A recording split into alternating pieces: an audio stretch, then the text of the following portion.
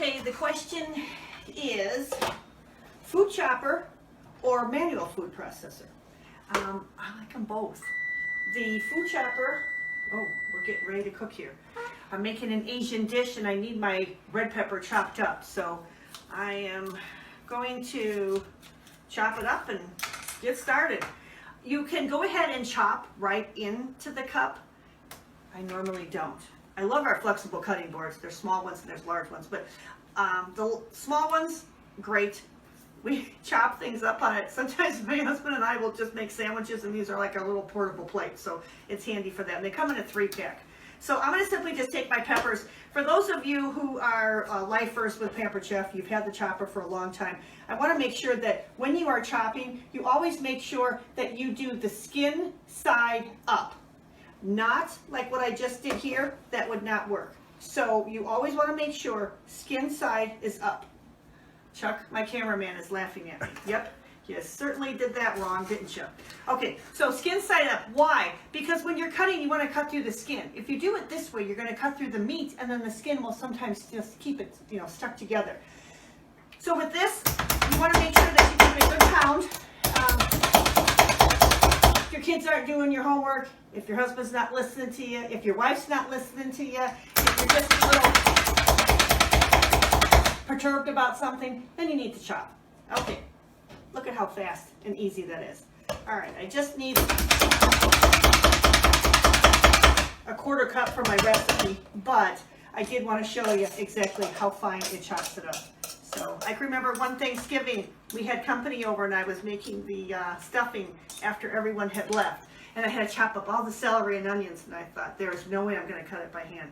Chuck took it out in the garage, chopped it all up, and brought it back in like 2 minutes. It's just, look at that. It's just so much easier. Can you see how nice and fine that is? That's the chopper. So we can use it for peppers, you can use it for onions, you can use it for just about anything.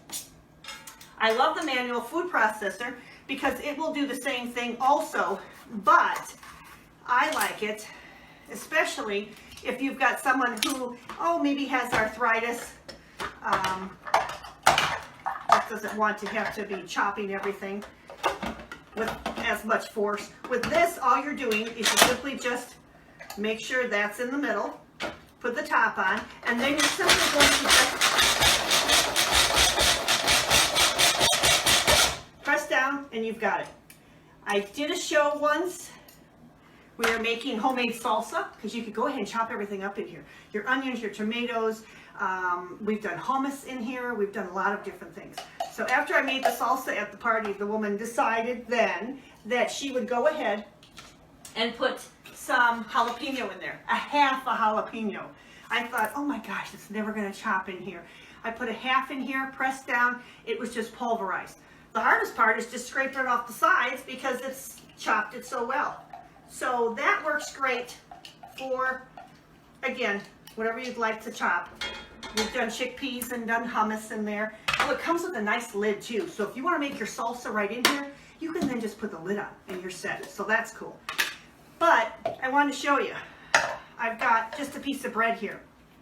I was making meatloaf the other day and I had no breadcrumbs left. No panko, no nothing. So what I'm going to do with this is just put my bread inside of here. And then I'm going to simply just fold it down.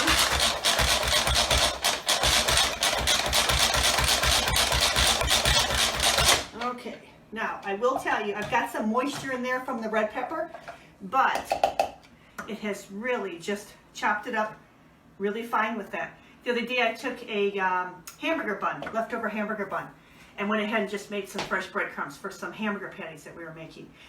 Since I'm telling you about hamburger buns, I want to tell you something. We take hamburger buns and we take bread ends. And if we're not using them right away, I just throw them in the freezer. And I put them in the freezer, and then when I make meatloaf, I pull it out. I do not put it in my meatloaf. I line the pan with all the bread ends and all those buns that are now kind of dried out in that. But I line the pan so that when my meatloaf is cooking, all the grease goes down into the bread, and my meat is a little more grease-free. So just a little tip for you. But if you're wondering which one to invest in, what will I tell you? I think you need both. Okay, if you love to cook, hate to cook, or just need new ideas, Make sure that you like and subscribe.